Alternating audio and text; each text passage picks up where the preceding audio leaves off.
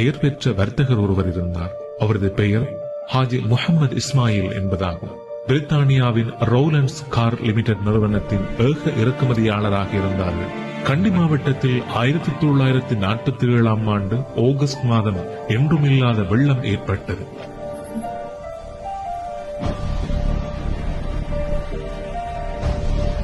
மகாவலி கங்கையின் பாலத்தை தாண்டி வெள்ளம் மூடியது. பேராதனை தாவரவியல் பூங்கா வெள்ளத்தில் மூழ்கியது. கண்டியின் பெரும்பாலான பகுதிகளில் மண் சரிவு ஏற்பட்டது.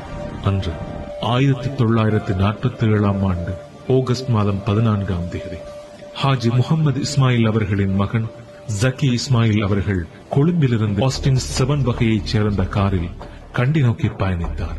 எதிர்பாராத விதமாக கேகாலையை தாண்டும் போது நிலைமை மேலும் மோசமடைந்தாலும் ஒருவாறு கடுகண்ணாவையை இவர்கள் சென்றடைந்தார்கள். சில நிமிடங்கள் தாண்டி இருக்கவில்லை. எதிர்பாராத விதமாக மண் சரிவு ஏற்பட்டு அவர்கள் பயணித்த கார் சேற்றில் புதைந்தது.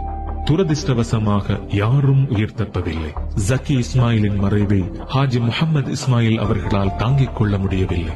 மகனை என்றும் நினைத்தவாறு இருந்தார். மகனின் ஞாபகார்த்தமாக சதக்கத்துல் ஜாரியா எனப்படும் நிலையான தர்மம் செய்ய வேண்டும் என்று எண்ணினார் ஹாஜி முகமது அவர்கள். கண்டி நகரில் மணிக்கூட்டு கோபுரம் ஒன்றின் தேவை இருப்பதை அறிந்து கொண்ட ஹாஜி முகமது இஸ்மாயில் அவர்கள் தனது மகன் ஜக்கி அவர்களின் நினைவாக மணிக்கூட்டு கோபுரம் ஒன்றை நிர்மாணிக்க தீர்மானித்தார்கள். புகழ்பெற்ற கட்டிட வடிவமைப்பாளர் ஷோலி டி அல்விஸ் அவர்கள் இதனை வடிவமைத்தார்கள். பிரித்தானியாவிலிருந்து இதற்கு தேவையான கட்டட உபகரணங்கள் தெரிவிக்கப்பட்டன.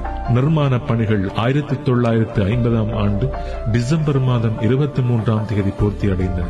பின்னர் அடுத்த வருடம் இலங்கையின் முதலாவது பிரதமர் தேசபிதா DS சேனாநாயக்க அவர்களால் இந்த மணிக்கூட்டு கோபுரம் திறந்து வைக்கப்பட்டது. கண்டி நகரின் வரலாற்று பெருமையை கூறிக்கொண்டிருக்கும் இந்த மணிக்கூட்டு கோபுரத்தை ஹாஜி முகமது இஸ்மாயில் அவர்கள் தனது மகனின் நினைவாக நிர்மாணித்தார்கள் என்பதை நாம் வரலாற்று ரீதியில் என்றும் மறக்கக்கூடாது.